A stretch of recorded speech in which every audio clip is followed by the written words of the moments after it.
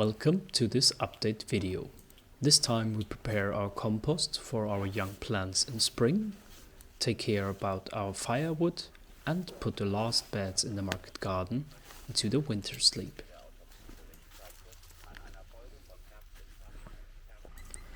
In the last update video you have seen me preparing the beds and the first terraces of our hillside. Now it's time to plant some widows, as those should make deep roots in the hillside and hold this terrace firm. In the coming years we will plant multiple more of those and hazelnuts.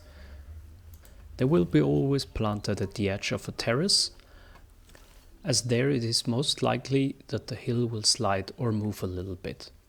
So their roots are responsible for holding that edge. At least that is the theory. Come time, we will see how that works out. A further idea we have is that those willows will form a fence and we can cut down some new branches every year to enlarge the willow fence itself. Best case scenario would be that the branches that we don't need we could use to chop them down and have some more chopped wood chips for our pathways, so that we don't have to buy any wood chips anymore.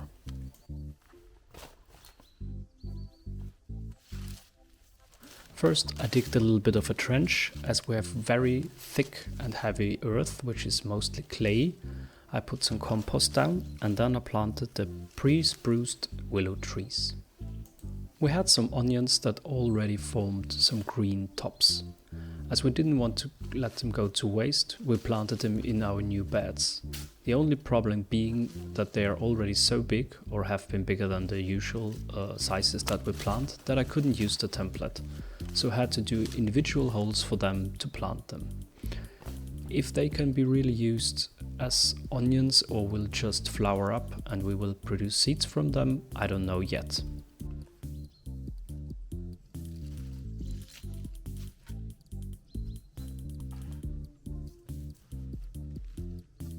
Next up are our onions. This variety is called Flavor, and we've been harvesting them from our own beds this year already. We have a couple of those who already started to form a new plant, so we're putting them down into the ground and not eat them anymore. Here we're using a different kind of a raster than we used on the beds down at the Marketgarden. We want to go way tighter and see if they will grow as good as those in the Marketgarden itself. If they do, that would give us the possibility to double the amount of garlics that we have in one bed.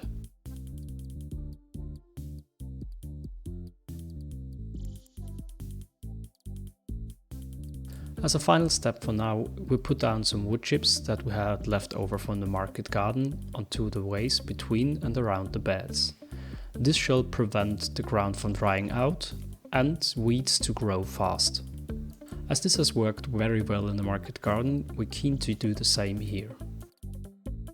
In the top view you can see how drastically this patch of land has changed within the last 4 weeks. A job which has to be done around this time of the year is preparing our firewood. As we source it locally from one of our neighbors, it's very easy to transport, but we also have to live with what we get, which is usually very fine. This year it's a little bit wetter than we wanted to, so one of the upcoming projects will be to enlarge the wood storage which we have in our basement to pre-dry it before using it. Nevertheless, we're super happy that we can source this for a very reasonable price locally.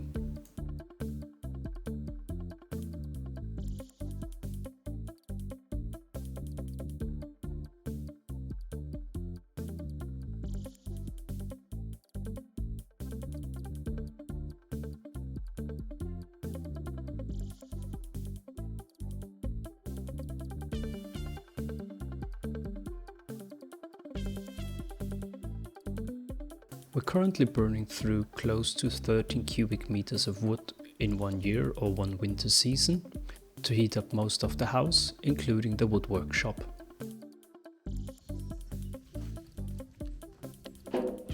The last beds which have to be prepared are those of the zucchinis, or where we grow the zucchinis this year.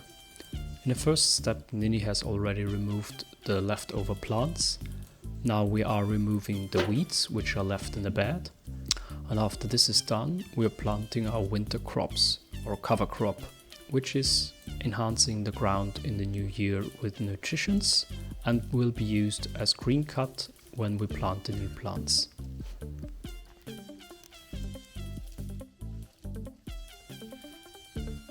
We were very lucky with the weather for this task, or also planted a little bit like that, as this is rather pleasant to do in the sun than in the rainy weather, which we're getting a lot currently.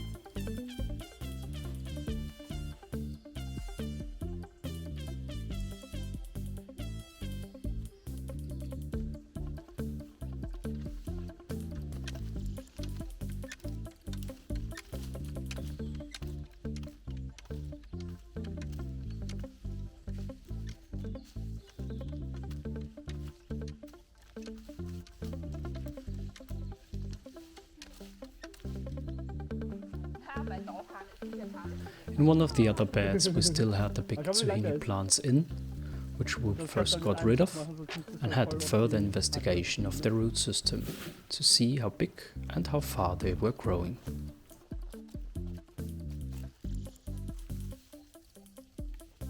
After that we followed up with the same procedure as you already have seen.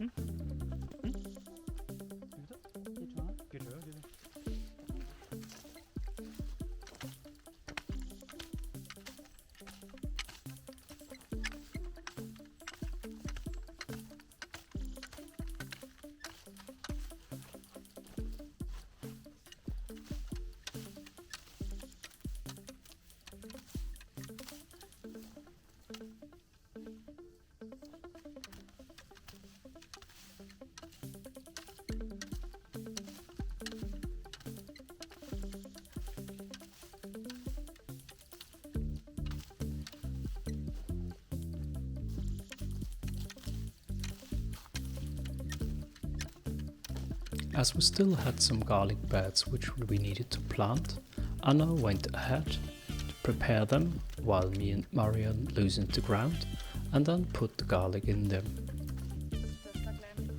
Here we're going with a wider grid, as mentioned before when we talked about the terraces.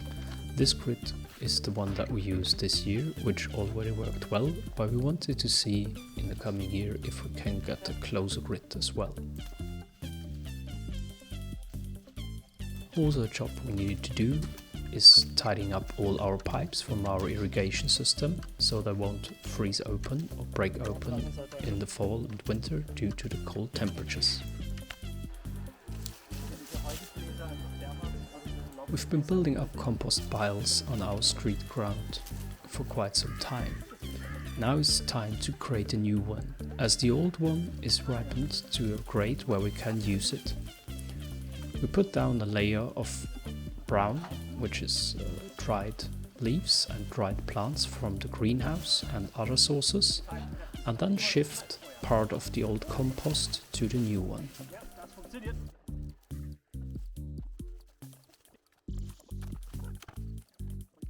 By shifting a part of the old compost, we're hoping that the microorganisms in it will start eating away on the new freshly fed green and brown source as well.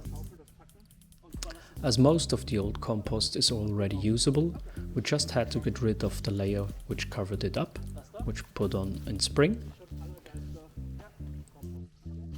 And later on we will sieve it so that we can use it for our young plants.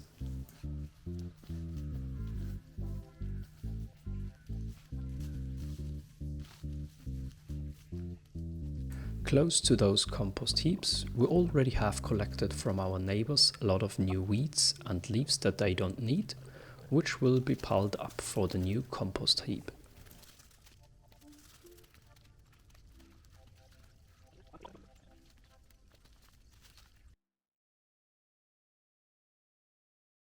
Although the way between the old and new compost heap is not big, using our trusty electronic tuk-tuk helped out a lot. And that sums up this week's update video. I hope you enjoyed it. See you soon.